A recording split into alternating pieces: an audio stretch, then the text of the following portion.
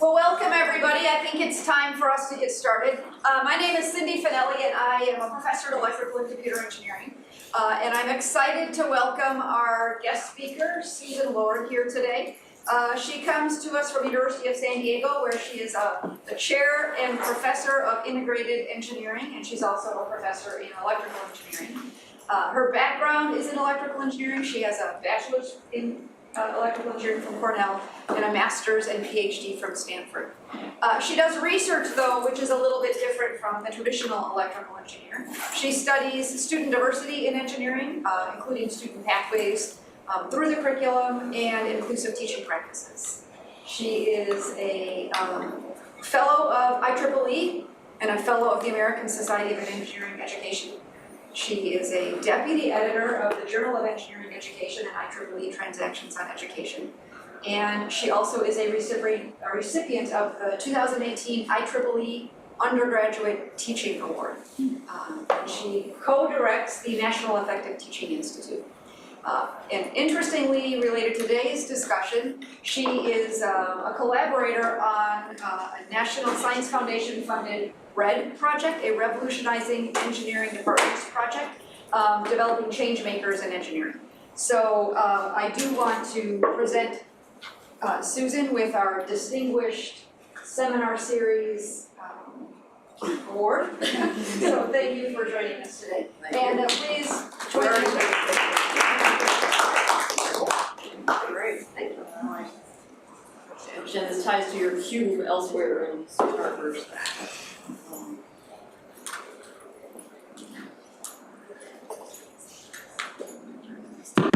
Oh, good, so I can use that later. All right, thank you, Cindy. I'm very happy to be here, and thank you for coming on Friday afternoon during finals week. This is how I introduce myself to my students. So I thought I would introduce myself briefly this way as well for you. For those of you who are graduate students thinking about teaching, and those of you who are thinking about how to be more inclusive in the classroom, I do think a piece of that is showing that we are humans too.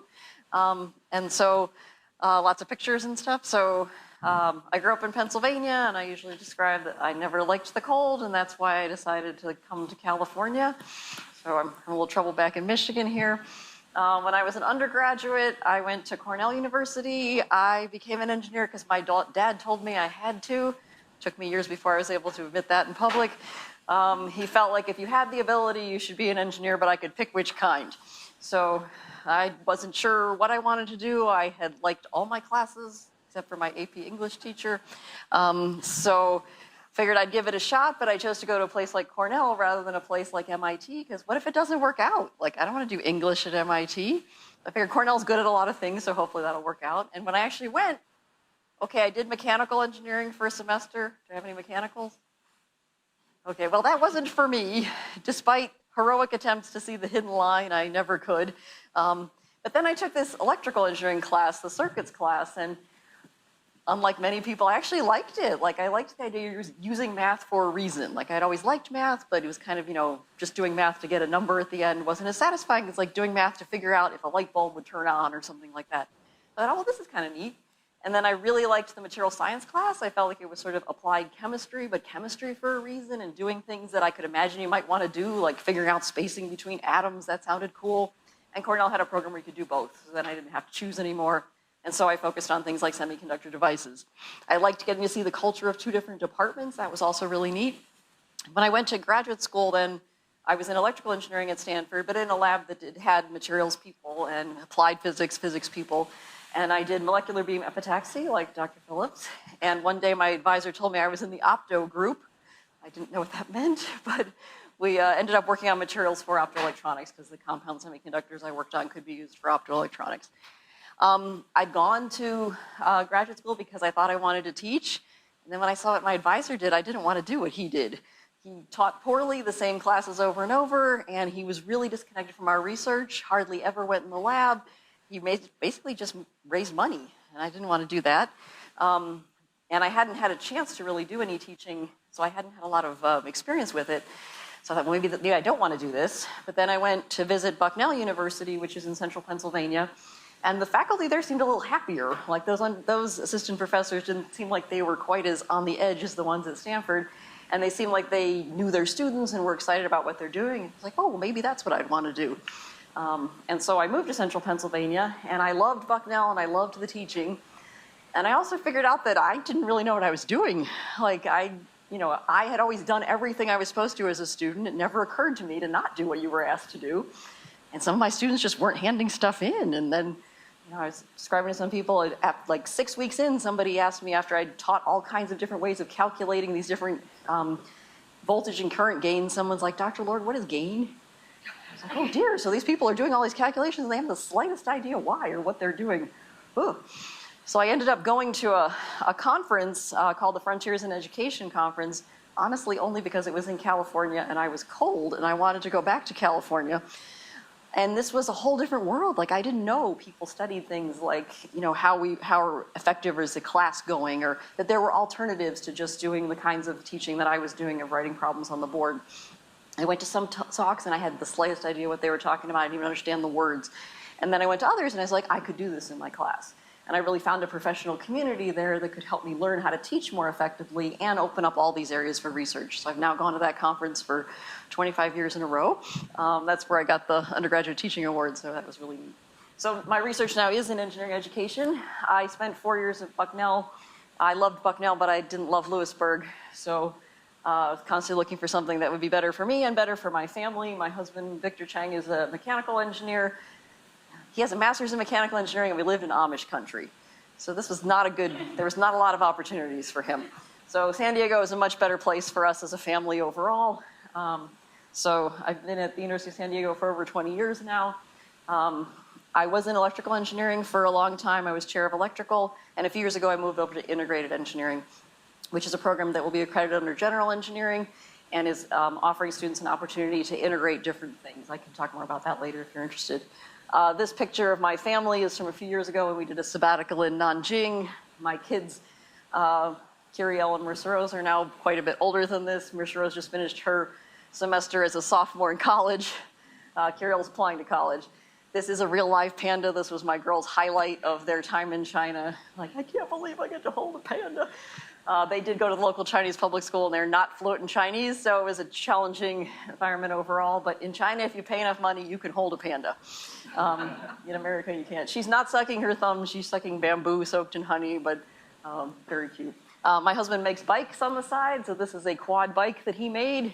Those of you who are cyclists might be interested. These little things right here, it has couplers out of the aerospace industry, so it's functional as a 2, 3, or 4-person bike.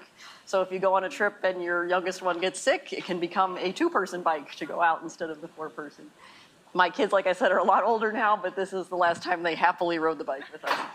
I do the National Effective Teaching Institute, as Cindy said, and I totally love Broadway musicals, cycling, my family, basketball and volleyball because of my kids, and I do have cats. If you were in my class, the next picture would be more detailed pictures of my children and cats. Okay, so some of the things I wanted to talk about today are how can we educate our students to be more effective engineers when they graduate? I hope that's something that is relevant for all of us. What do we need to do to attract a broader range of students to electrical and computer engineering? And what curricular efforts could support both of these? So I'm actually going to start with who do we have in electrical and computer engineering from some studies that I have. So as a quiz, although you're not being graded, in terms of the percentage of women, how does EE compare to other engineering disciplines? So overall, engineering is not fabulous in terms of the percentage of women, but how about electrical? So you have 3 choices. 1, EE is better, higher percentage in other disciplines, but EE is about average, and C, EE lags behind. I'm going to do the low-tech clicker thing. So on the count of 3, you're going to say A, B, or C. No one will be able to necessarily tell who you are, but we'll get a sense of what the room is. So on the count of 3, 1, 2, 3. C. All right, so C. There was no questions around that. So yes, the answer is generally C, although the question is a little ill-formed. Like, what do I mean by the percentage of women? Is that at enrollment? Is that at graduation? Women, is that white women, black women, Asian women, et cetera? So if we form that question a little bit better and then look at some data behind it, but the answer generally is C. how do the trajectories of engineering students in different engineering disciplines vary by gender? And for this study that we did, we focused on what we called the top 5 engineering disciplines. These were the ones we had the largest numbers of students in the data set that we have. So chemical, civil, electrical, industrial, mechanical, they all have a 3-letter acronym and most of the stuff we have here, so EE gets ELE. The data set that I used for this is called the Multiple Institution Database for Investigating Engineering Longitudinal Development, which is a mouthful, so we call it Midfield. This is, at the time of this study, it is now growing, but was 11 public universities in the US who shared all of their data, so it is a dream data set. A ninth of the US graduates in engineering, over 1 million unique students with over a 20-year period, including more than 200,000 engineering students. So this is a lot of students to give us the power of numbers. And what is nice, even if we restrict it to those top 5 majors, that's over 100,000 students, includes first-time in college and transfer students. We are expanding this database to be up to 100 institutions to be able to speak with more power. Students self-identified, their race, according to Asian, Hispanic is what they had to pick from, Black, white, Native American, that the numbers are not big enough for me to present data here. But it's big enough that we can actually disaggregate by race and gender at the same time. So instead of asking questions about how do women do in engineering, we can say how do white women do in electrical engineering, how do black men do in chemical engineering, for example. Most data sets are too small to allow this level of disaggregation. So if we look at how does electrical engineering compare to other disciplines, anyone see where electrical is? Did I have a thing on this? There we go. So maybe it's near the top because I have it at the top of the page here. Can you tell what it's ordered by? The yellow dots are men and the green dots are women, and this is the percentage of women choosing that when they come in. So we call these our starters. So we can see we have 80-some% men choosing mechanical engineering, and over here 12-ish% women in mechanical. So how does electrical do? Yeah, I mean, it's a tiny bit better than mechanical, but overall,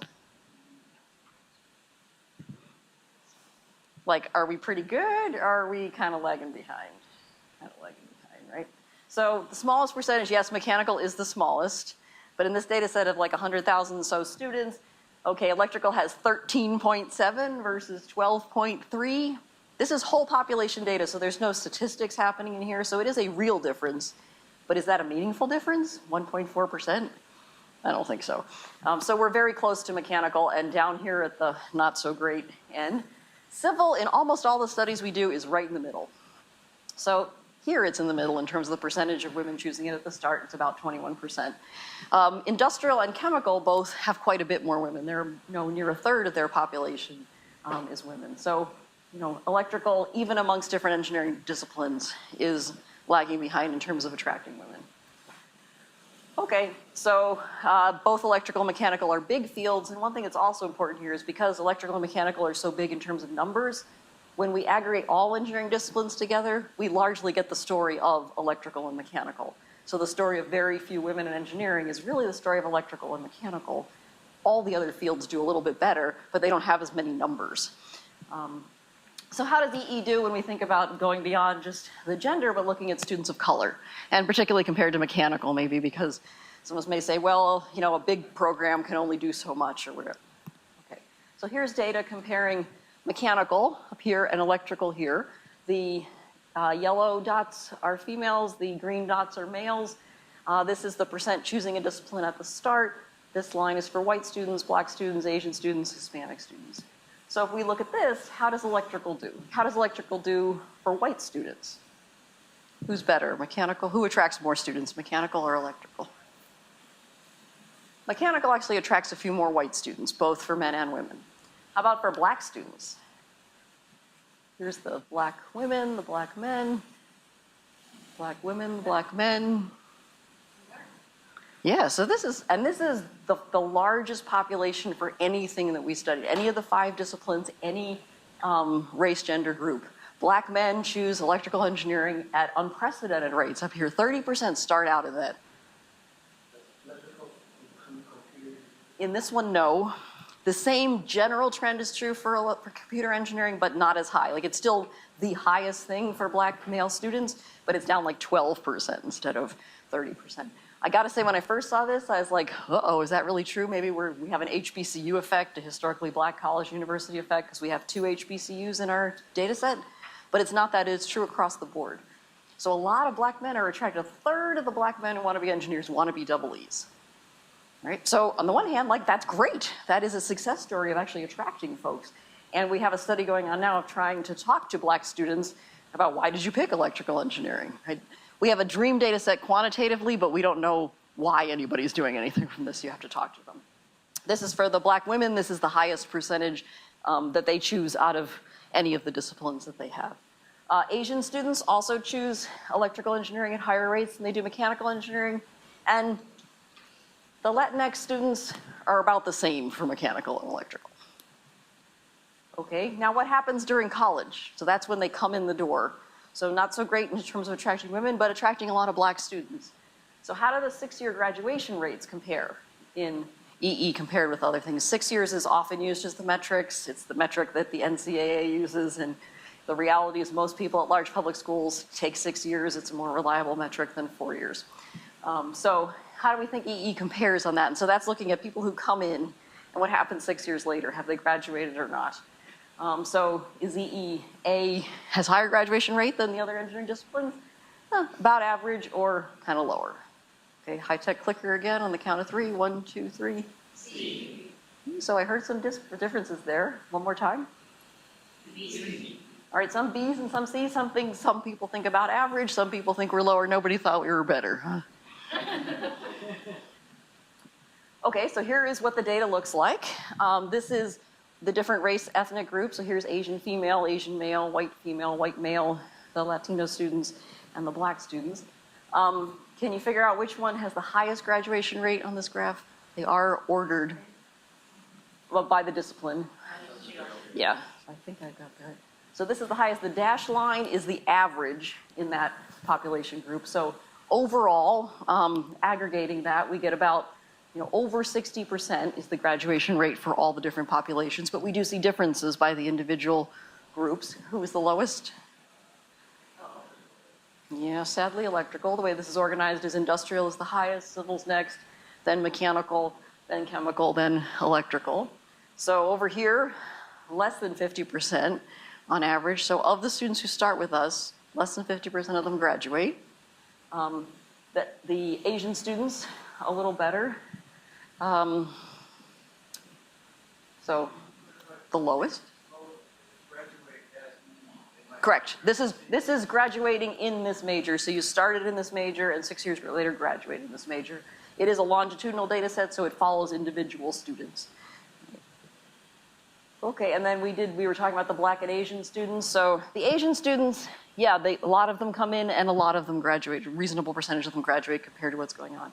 But the black students, a lot of them come in, but not as many of them graduate. Sadly, the graduation rates are fairly low. Fairly low for black students in all the different disciplines, but electrical is particularly lagging behind for the women. If you notice, black women, for example, over here in industrial are over 50%, closer to that 60% thing, and over here they're even behind that. So as we start comparing among the disciplines, leads us to some different stories about what's going on with these different students. Okay, so EE didn't attract very many women, but does it graduate them at least? And the answer pretty much is yes. If you look at the graduation, what the percentage of women in the classroom at graduation compared to enrollment, it's almost exactly the same. Actually, for everybody, all the different disciplines we studied, the percentage of women at graduation is about within 1% of what it was at the start. So there's not that much change that's happening during college. 13.7 versus 14.2 in EE. How about graduation rate? What do we think? Do women graduate at higher, lower, or the same rate than men? Count of 3. 1, 2, 3. Higher. A little definition there. So if we look at this data, right, again, the green dot is for the women, the yellow dot is for the men. Who graduates at the higher rate?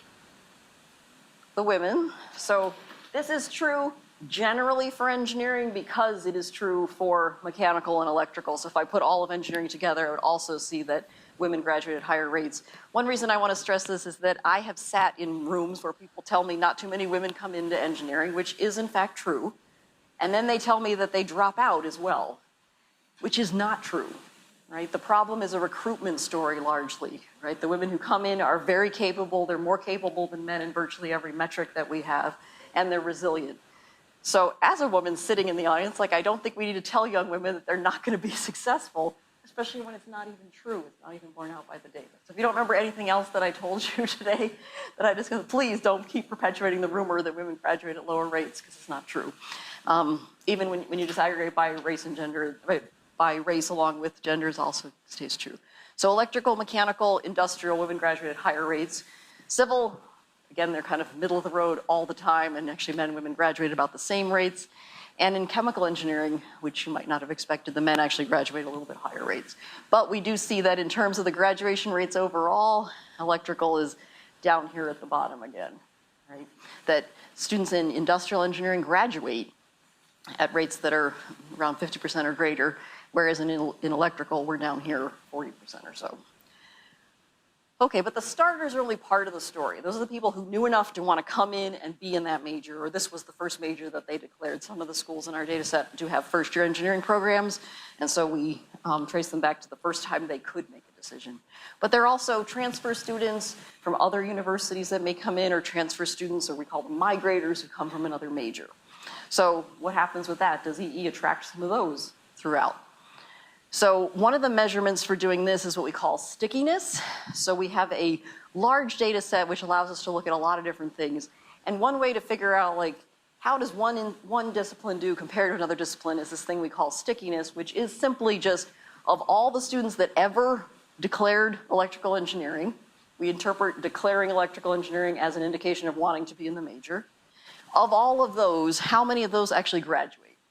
So a student could actually, be in electrical engineering, move to mechanical, move to industrial, move to chemical, come back to electrical. If they graduate in electrical, they're in the numerator. They could be multiple times, multiple pathways that they had taken in there. And everybody kind of has an equal shot, right? If I'm in electrical, I can attract whoever.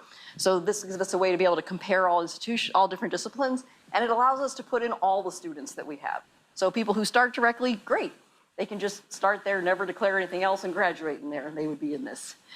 We can have people who matriculate into EE after they did a first-year engineering program, people who switch into it, who are first time in college, but switch in not starting in EE, and people who transferred from some other place. So if we look at stickiness, okay, how does electrical engineering do here? Yeah, so again, at the bottom.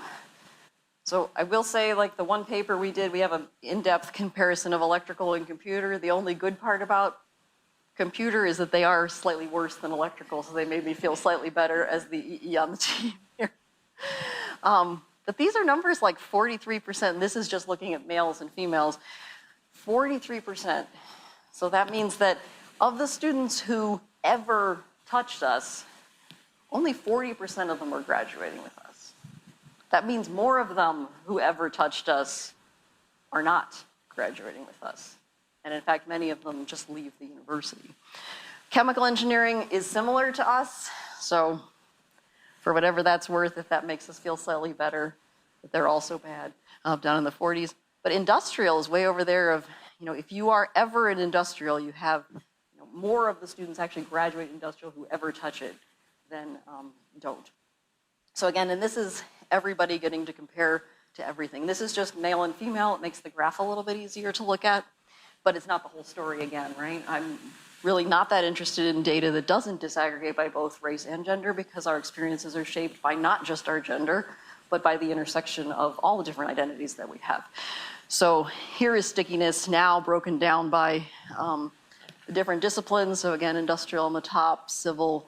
This is one time I guess civil's not right in the middle, it's second to the top. Mechanical, chemical, electrical. And this one is actually showing for the different race ethnic groups. Here's the average in the dashed line. And then it's showing the stickiness in the major. So of of those who ever touched electrical, what percent graduate in electrical. And then this is, we can also look at, of those who ever touched electrical, how many of them graduate in engineering, or how many graduate from the university. And so this is students who do graduate from the university, so they are successful overall. They just didn't graduate in EE. And we see if we, the next slide I zoomed in so you could see a little bit better. For electrical, that we have quite a few students over here that are going on and being successful. They're just not being successful with us. Again, less than 50% of the students who ever enroll in electrical graduate in electrical. Over here, about 20% of those who don't stay in electrical do go on to graduate. I think this is actually in any major. I shouldn't have said engineering there. It's a little bit smaller if we do just engineering. So they are successful students. They just weren't successful with us. And for those students who ever major in electrical engineering, when we look a little more carefully at that, they are more likely to leave engineering than students who never touched electrical. This suggests that perhaps we're having some kind of a repulsion effect here, right? That touching electrical engineering is likely to just boot you from the whole College of Engineering, which is not a good story at all, and not the story of everybody else. So, like, there's something happening in electrical engineering. Again, this is multiple schools over multiple years. So some of the issues have to do with just engineering overall, but some of the issues are specific to us as an electrical engineering community. The only group that actually attracts students from start to graduation, most groups do lose students across that, even accounting for the transfers who come in. The only group that actually attracts them is industrial engineering. So here, this is the percentage, should have said percent on it, of students, if you compare your population at graduation to your population at the start. And so industrial engineering actually has about 20% more students at graduation than they do at the start. Everyone else is losing, and electrical is losing about 22% of the students overall, even accounting for the people coming in and out. So it suggests that maybe industrial engineering is doing something. It's true, industrial engineering doesn't have as many students at the start. People don't know what it is. So there's some, gaining that's happening in there. But they're also probably doing something for their students that's making them stay. So to summarize some of those EE challenges, EE has fewer women at the start and at graduation, and a percentage of women that's comparable to mechanical but lower than everyone else, suggesting a recruitment problem. What kind of messages are people getting about what electrical engineering is and whether or not that they would be welcome in it? Students graduate in doubly at lower rates than virtually all the fields we studied except for chemical, suggesting a retention problem for starters. These are people who came in saying they wanted to be with us. They wanted to study this discipline. We've already done the hard work of attracting them, and yet we're losing about half of them. So if we were looking at that as a system in terms of its efficiency, this is a place to be looking at what could we do. The EE has the lowest stickiness of the majors that we looked at, suggesting there's a problem for both our starters and those who are coming in later, transfers and migrators, and that EE loses about 22% of the students from start to graduation. Again, this points to a problem of retaining the students that we already have. Just as a potential thing to consider, what could EE learn from industrial? And I know that most of the time electrical is not thinking we have anything we could possibly learn from industrial because the hierarchy of engineering does not put industrial at the top. But perhaps that's part of the entire problem. They're gaining students. What are they doing so they're gaining students? And they have higher percentages of women and graduation rates. As just a small anecdote, in the one study we did, we looked at websites. And we looked at the industrial engineering website, and it says things like, B&IE, you can work at Disneyland, you can help work in a hospital, and you can make all kinds of impact on people's lives, you can do all sorts of great things. And then we looked at the electrical engineering website, and there's like a circuit board, and then there's a curriculum flowchart. So take what you want from that. What could we learn from mechanical? They're also large, just like us, so comparable numbers of students, comparable percentages of women and losses of students, but they have slightly higher graduation rates, so what are they doing that we're not doing? Mechanical doesn't attract as diverse a population at the beginning. They don't have that lots of black students wanting to start with them, but they tend to hang on to the ones that they have better than we do. So stories that might be there. So if we return to our questions, so that was, kind of where do we stand and where does electrical engineering stand in particular? if our goal still is to educate effective engineers, but maybe attract a broader range of folks, since the problems that we have today require lots of bright minds, and we are not attracting all the bright minds, what can we do? And so I would argue that a lot of what we've thought in the past has been, well, if we could just educate those people, if we could just take those women and have them really know what electrical engineering is, we could just sort of take those people of color and have them see the light on what's here. If we could just fix them, really the mentality is, if we could just fix all of them, then maybe things would improve. But we've been trying that for a really long time, and if you look at the data on the percentages of women and people of color, it's pretty flat. The only place there's any change over several decades is computer science, and that's going down for the percentage of women. So what we've been trying has not worked, right? And, you know, we can't try to keep taking these students and fit them into something they don't fit in. But maybe the thing we're trying to fit them in is the thing that needs to change. Can we change engineering, the culture of engineering, anything about engineering, so that more people feel welcome? Because maybe some people are looking and saying, ugh, I don't want to do that.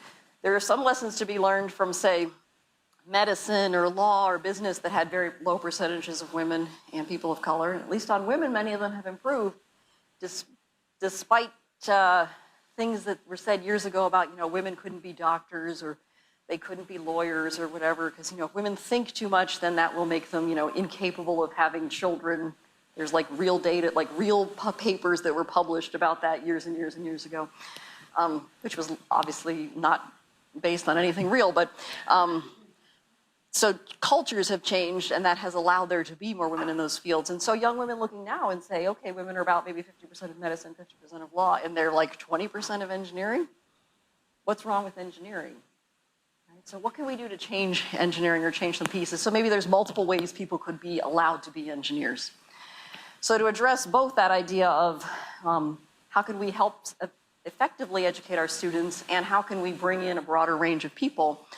Well, again, so the pictures of lots of circuit boards with disembodied pieces of body parts or whatever, I don't think are the way to go. But could we help students see that engineering really is socio-technical? So this is one way to approach it. I think it's helping them see it. I don't think it's making it socio-technical, because engineering is socio-technical. We don't do things in a vacuum. We don't make a cell phone and not have a person use it. This cell phone has a huge influence on the culture of people as well as the technology piece there. I think that a socio-technical perspective helps students to be more prepared. So as they go out into industry or wherever they go later, the complexity of some of the real problems where they have to deal with things that are not scoped down into a homework problem that has every possible approximation, so all you're left with is the math piece. Not that that's not trivial or important, it still is important, but where it's so decontextualized that there's no messiness left from that.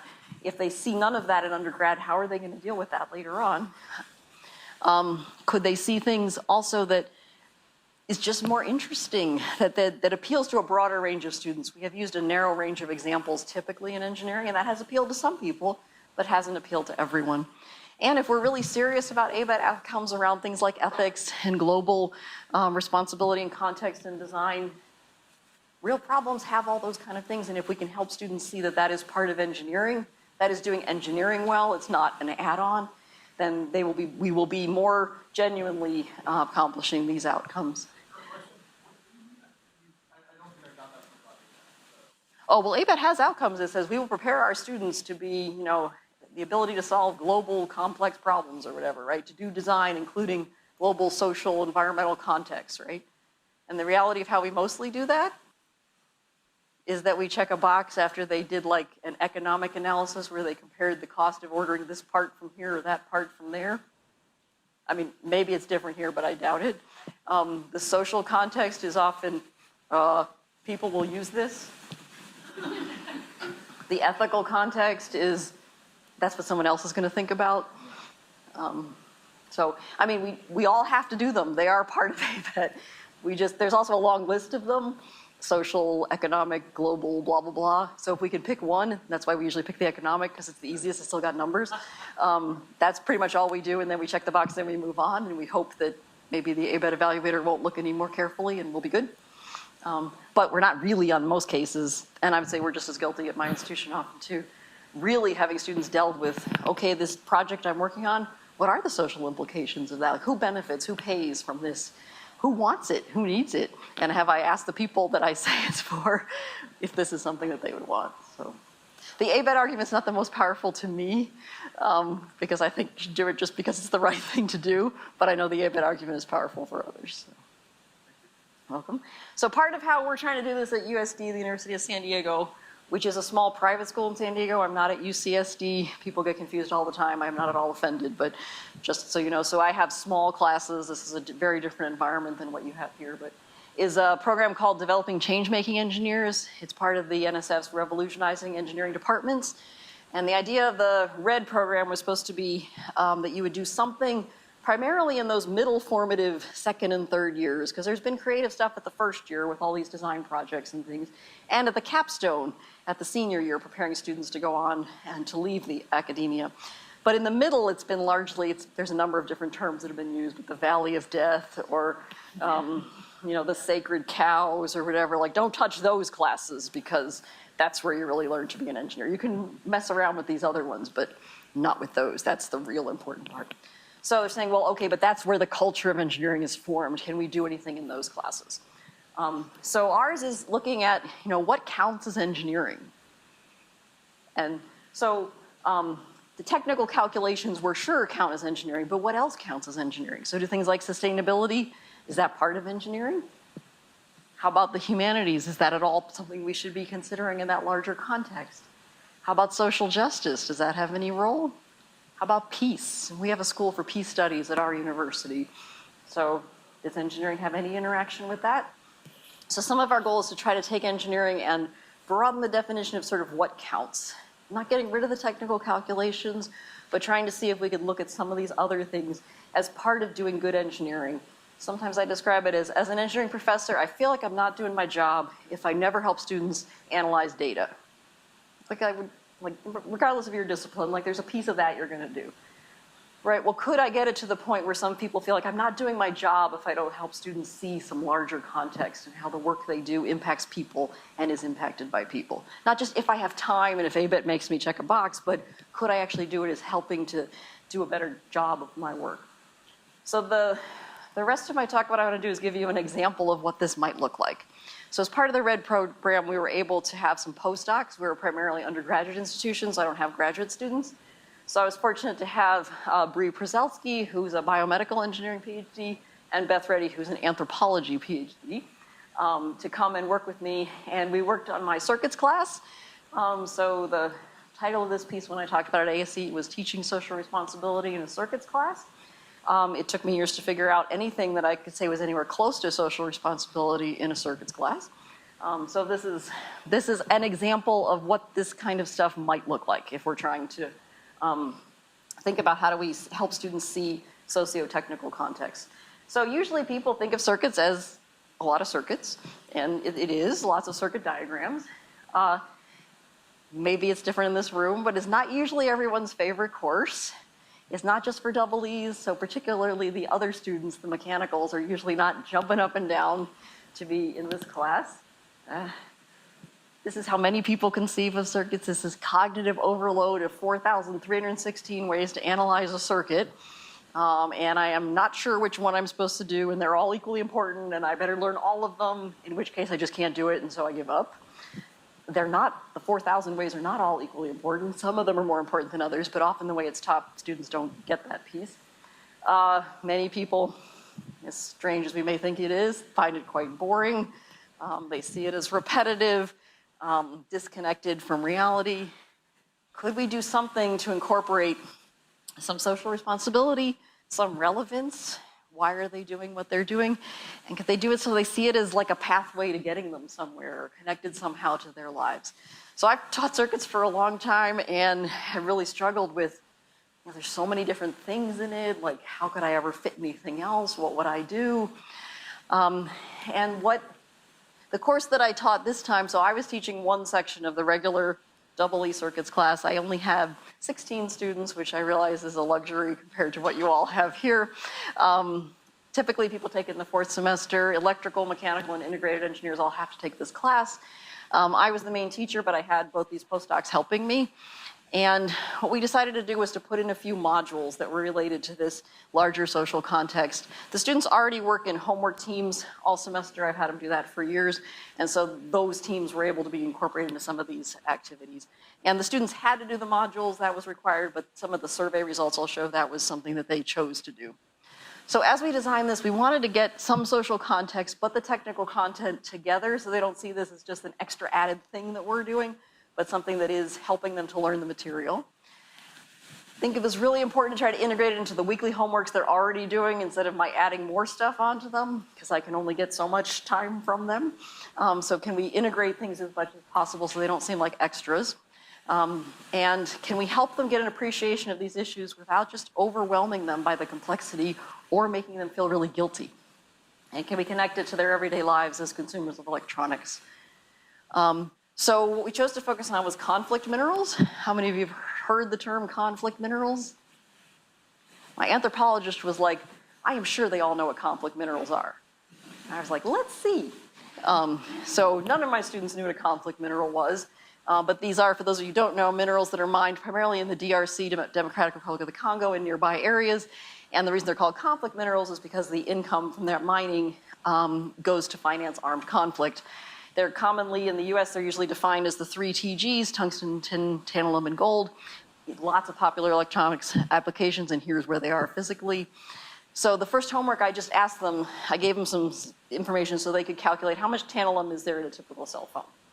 And then how much tantalum would there be in the capacitor in that cell phone, because we talked about capacitors. So what is a capacitor made of? Usually we just like give the equation for it and that's it, and it comes from the drawer. But where did that material come from? And then, so where's it mined? And then I left it there, right? So then we came in and we talked about, well, it comes from places like the DRC or Rwanda. And what's true about those places? What do they have in so talk to them some about what the conflict is and how complicated it is. And then have them brainstorm about how could we minimize the use of conflict minerals. So students come up with things like we could recycle, we could reuse, we could have better designs, we could find some alternative, come up with some other materials. Okay, so one thing I also like is that if you look at where the DRC is, and you look at where Wakanda is, they're like overlapping each other so that I get to talk about Black Panther in my class. So I can wake some of the students up for that. This year, for those who hadn't seen it, I was like, if you haven't seen Black Panther, your assignment is to go home and watch Black Panther, right? And we talked about like, how do the people in Wakanda use that mineral, right? They chose to not share it with the rest of the world, to keep it so that they would have the benefit from it. What is happening in the real DRC? How much are those people benefiting from their mineral wealth? Or is it other folks that are benefiting? So then what I had the students do was to research a different companies. So I picked companies that they were all familiar with, that they had products from, and they were supposed to research that company's strategies for dealing with conflict minerals, because people do have to, as part of Dodd-Frank in the United States, account for whether or not they're using conflict minerals. And then they came in and talked about those strategies and critiqued those strategies. Because they told me that recycling was a good thing to try to do, I said, okay, let's go to a recycling center, an electronics recycling center, and see how complicated that is. So we had one right at the bottom of the hill, which was nice. You see the tremendous complexity of actually recycling and how there's so much. Some people were like, wow, there's like a relatively new iPhone in there. And then like, oh, maybe I'm recycling mine. I'm like getting rid of my iPhone too quickly here. Maybe I should have kept it for a little longer because it's going to end up in the dump. The last thing that we did was I brought in an entrepreneur who works on this thing called the Sunshine Box, which is for places where they have lots of cell phones, but not a stable grid. So they don't have a way to keep charging these cell phones. So she designed this mobile thing as an undergraduate herself that she could bring around for that. She was very kind and shared her circuit diagrams with me. I looked very carefully at them to find something that a circuit student could do. I did find a few voltage dividers, and we did have to introduce a transistor to figure out if the thing would turn on or not. But I was able to find a few things they could calculate. And then they came in and we talked about it with her. We also got some data sheet work on there, like here's what the thing looks like in the data sheet, here's what it looks like on her circuit, why do you think it's different? And then she talked to them about the ways in which she made decisions, which was really interesting. And students really liked it, and we'll see this in some of the other comments, not all of which I might get to, is that they saw it as a real life application. We now have a senior design project, and one of the students that was in this class is now working on that senior design project. We asked students later some things about, like, did you think this topic was important to you? And most students did say they thought both these modules didn't do the recycling center on this one mattered to them as engineers. The advantage of working with an anthropologist is also that they ask things I would never have thought to ask. So I said, well, why don't we ask them how they feel? Okay, I would have never thought to ask that. So, but that's interesting. So we see things about being curious or excited or empowered, more so than some of the negative things. And this is including talking about things like armed conflict. So a lot of comments that came up were things like this about this is the real world. I really like this comment because it says, well, a lot of the stuff we looked at wasn't engineering, like the conflict minerals and whatever. Well, I mean, it was engineering, but at the same time, it was very clearly looking like it from a different angle. So this what is engineering, struggling with the definition of what belongs, what doesn't, starting out from this doesn't to, oh, I guess it does. Things I'd never realized before, how that little electronic component could be so important. Cool to see what EE can do on a positive note. I did want them to see companies are trying to do something. Not all of them are doing a great job, but there are things that are happening. Made me think differently on the design side. I take this as a very positive comment too, right? You're not just thinking of the circuit itself, but what it's made of and what that means. Asking them what they might want to do in the future. Like, okay, I might want to do those. Really, I might want to do all of them because they really help me further my learning with real examples of how things worked. Particularly liked this comment that was an unsolicited comment that we got saying, you know, we've been talking about change making on our campus. How do you actually do that in a class? I think this was a good example of how to do it. And I really liked that it didn't have the feel guilty vibe that we often get with this. So that was good. And everybody likes having a day off of doing repetitive circuits problems. So my mechanical engineers, maybe this is the only stuff that they remembered. And honestly, that's a win, I think. No offense to the Thevenin equivalent, I think it's very important, but the chances a mechanical engineer is going to go and calculate a Thevenin equivalent is probably very slim. The chance that they're going to have to deal with materials that come from areas of conflict is probably higher. So highlights for me or the instructors were that the students were very enthusiastic engaging with these topics. Some of the students really did have some good insights, and the students feeling like it helped them learn circuits overall. That was a bonus. Some of the challenges were, this is intro circuits. There's not very they don't even have transistors or diodes, so it was very challenging to find things they could actually engage with. And figuring out how do I deal with the conflict in the DRC. I'm not an expert in the conflict in the DRC.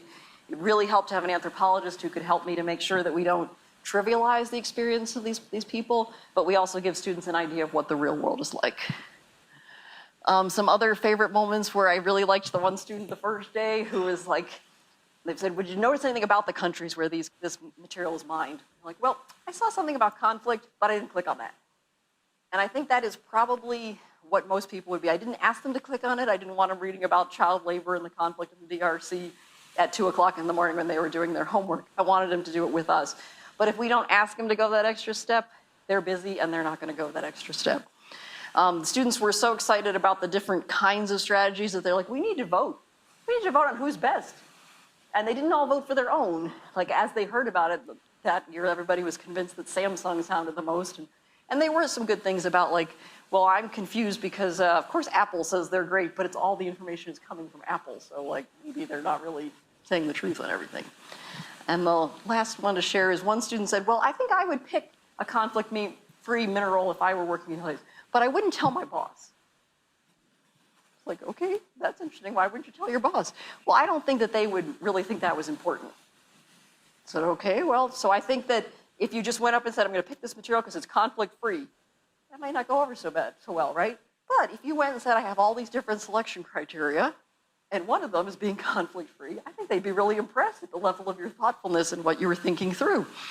So not as the only factor, but as one of the factors. So this student hasn't really worked in industry. I don't know where he's getting the idea that none of industry cares at all about it. That's also an interesting study. But I thought that was an interesting opportunity to be able to have a teaching moment. So EE is not fabulous overall in our demographics. Helping students see engineering as a socio-technical endeavor might help us with some of this. And we've been able to start doing it in circuits. So I'd like to acknowledge tons of collaborators who have been working with me on this, and I have -2 minutes or something. So thank you for your attention. Again, thank you for coming on Friday. I'm happy to entertain any questions.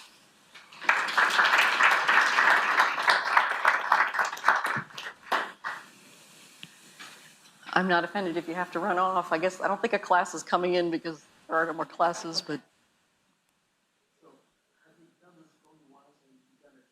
I've done it twice now, although the second time wasn't in the official circuits class. It was in my own integrated approach to electrical engineering class. So you haven't had a chance to run stickiness or anything? No.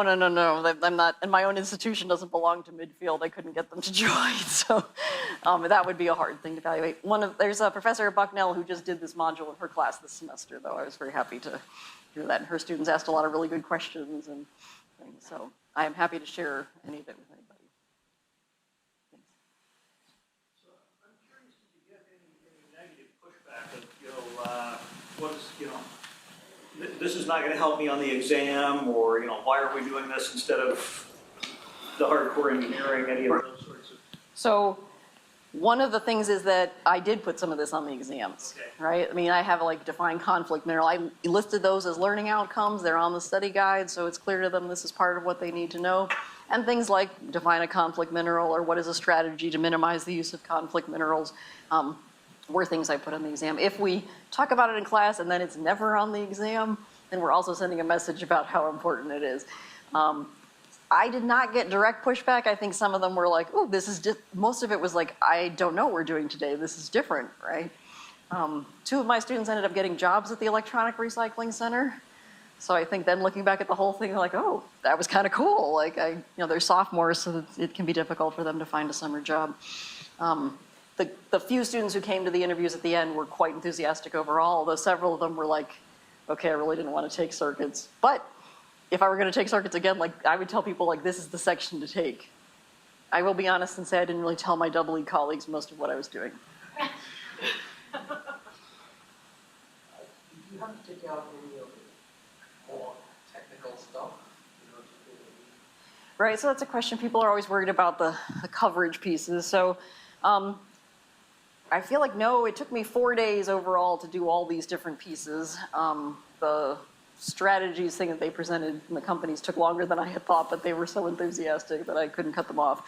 I still was able to cover all the learning objectives that I typically have, so I didn't feel like I was shortchanging them. I mean, I still had to meet the same learning objectives that the other sections have. I didn't want to leave them in a lurch, so I was able to maybe a few less problems somewhere along the line, but since it wasn't a whole lot of days, I was able to make it work without feeling like we've cut out an entire topic. I didn't like not do any power stuff or get rid of the RLC circuit or anything like that. No. So I like that you're able to make the socio-technical piece integrated in the program without having to totally break apart the curriculum and things like that. You Yeah. also mentioned though, a big piece of the problem is just getting engineers to come and choose EE in the first place. Yes. So do you have thoughts about what we can do apart from the change the website graphics and stuff like that? Well, I think some of it is the reality, like how we talk about in general what we do, right? I mean, double E, we have all kinds of cool things, right? But often the way we talk about it, we think everybody's fascinated by the same things that we are. When I first came to USD, for example, our brochure had Maxwell's equations screen printed in the back. Okay, Maxwell's equations are beautiful, but for a 14, 16-year-old, they are not meaningful, right? So, some of it is asking people, like we have double E students in the room. How many of you are a double E student? Right? So start with asking some of them, what made you come and what do you think is interesting, instead of assuming that maybe we all know the answer. I remember they passed around some brochure with these little flowers on it and stuff at a CHA one time. They're like, this is designed to appeal to a wide range of people, including like teenage girls. So if this does not appeal to you, it's okay. You are not a teenage girl, so you are not the audience for this, because the fact they're like, why are there flowers on this thing about engineering, right? But like trying to get those who have been willing, because I think also we don't celebrate our own assets enough. So we have some people who've been very resilient. I mean, some of this data shows that there are women and people of color who've been incredibly resilient in engineering and electrical in particular. And so what do they have to share with us that we might be able to capitalize on? As we look at, I think, some of those intro courses, particularly for you here, so some of the things you're doing around, can we have more interesting projects in there? And projects that don't keep going for the same demographic of potential interest. So can we broaden some of what that looks like? I am all for the robots and things, but robots aren't the only answer here, right? But I do think that having some of the context of a disaster relief instead of getting the fastest to the end, minimizing some of the competition stuff is helpful overall. But, so thinking about how we brand ourselves and how we describe it, and the images that we set forth, and then the reality of what we do in our classes. We have an awful lot of sort of prizing doing really lots of math as the be-all and end-all. And, in engineering in general, too, we have this thing of, we talk about being if you like math and science, be an engineer. People don't say, if you like organic chemistry, be a doctor, right? You don't say, be a doctor, stay up all night. But we've also got this, it's hard, but it's worth it. Again, there's certain people this appeals to, and those are the ones we've been attracting. And there's a whole bunch of people it doesn't appeal to. That changing the conversation, the National Academy report that came out a few years ago, also talked about, those messages really don't work so well, but messages like engineers make a world of difference. Cool, people want to work on sustainability. And yet when they did, in some of those things, they want to work on alternative and renewable energy and stuff. And then they say, does engineering have anything to do with this? They're like, no. Because they don't understand, right? People think renewable energy, they don't think double E. Right? Even though, there's plenty of solar and other things that happen within us, but that's not the message that gets out. I don't know if any of that helps, but it's deep-seated, I think, unfortunately. So, as a computer scientist, I have lots of things about how to eat. Awesome. But one of the things that you mentioned, so the math and all the things that go into being a electrical, how much do you think the stickiness is affected by, maybe not electrical engineering core itself, but the requisite change that goes along with and I can say here for, a lot of the students, a lot of the minority students here feel weeded out because partially because of Michigan math, and they oftentimes go to the community college to take the course on campus. Yeah, I would say often math and physics are places where